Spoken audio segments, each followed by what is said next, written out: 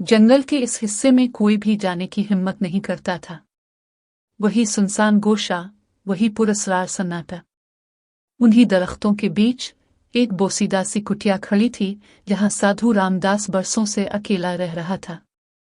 इसकी जिंदगी सादगी, सुकून और रूहानियत में गुजर रही थी। वो लोगों से कम मिलता, दुनियावी ख्वाहिशात से आज़ाद हो चुका था।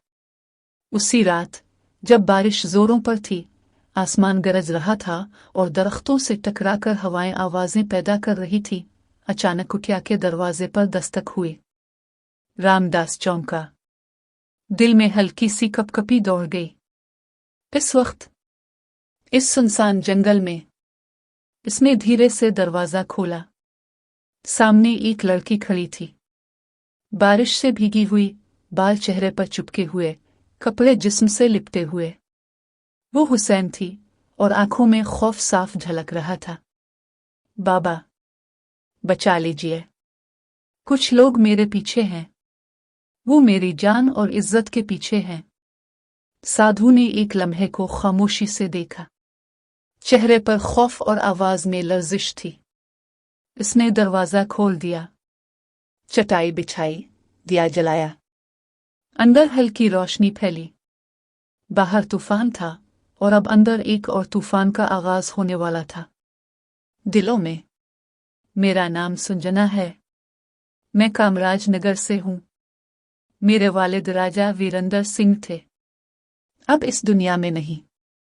उनकी मौत के बाद सबकी नजरें मेरे जिस्म पर आ टिकी। मैं घर से भागी हूं, जान बचाकर। सुंजना की आंखों में नमी थी, आवाज में थरथराहट। साधु खामोशी से सुनता रहा, चेहरे पर सुकून, मगर अंदर कहीं शक की चिंगारी। इसकी मौजूदगी में कुछ गैर मरीसा था। क्या ये महज इत्तेफाक है, कोई आजमाइश? रात गहरी हो रही थी। बारिश रुकने का नाम न लेती थी। झोंपड़ी के अंदर दिया हल्की हल्की लरज रहा था। सुंजना चुपचाप बैठी रही, फिर आहिस्ता से बोली, बाबा, क्या मैं ये रात यहां गुजार सकती हूं? साधु ने इसकी तरफ देखा। इसकी आंखों में मासूमियत और खौफ दोनों नजर आ रहे थे। हाँ बेटी, ये जगह तुम्हारी भी है। सुंजना चटाई पर लेट गई।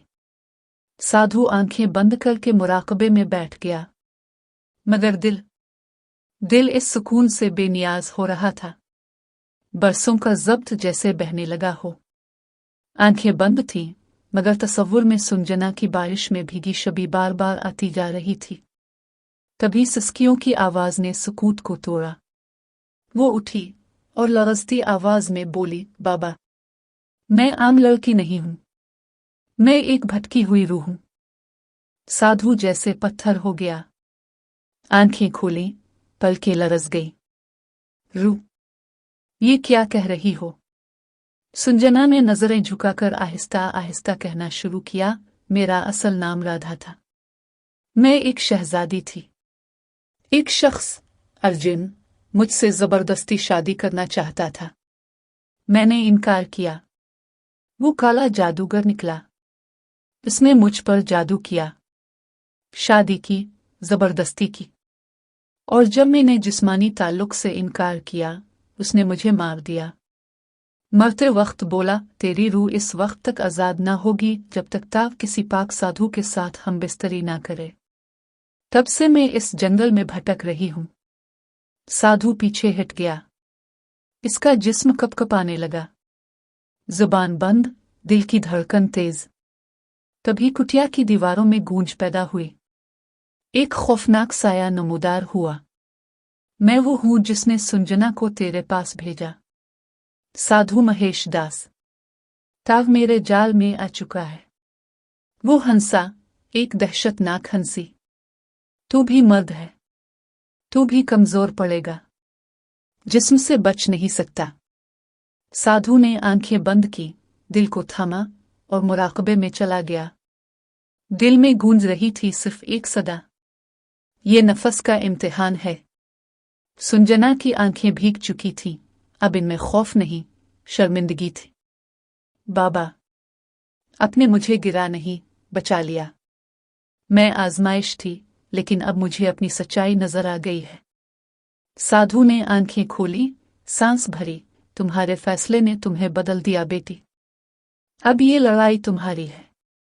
रोशनी की तरफ बढ़ो। सुंजना ने आंखें बंद की, दोनों हाथ बुलंद किए और साय की तरफ बढ़ी। इसके कदमों के साथ जमीन हिलने लगी, कुटिया थरथराने लगी, दिया बुझ गया। साया चलाने लगा, मगर अब सुंजना की रूह बेदार हो चुकी थी। इसने साय को झटक दिया, इसकी हंसी चीख में बदल गई और फिर खामोशी छा गई। कुटिया में सिर्फ सुंजना थी, आजाद, पुरसुकून। बाहर निकली तो जंगल में पहली बार रोशनी महसूस हुई। परिंदे चहकने लगे थे और आसमान साफ हो चुका था। साधु दरवाजे पर खड़ा मुस्कुरा रहा था। जाओ बेटी, अब तुम रोशनी की तरफ हो।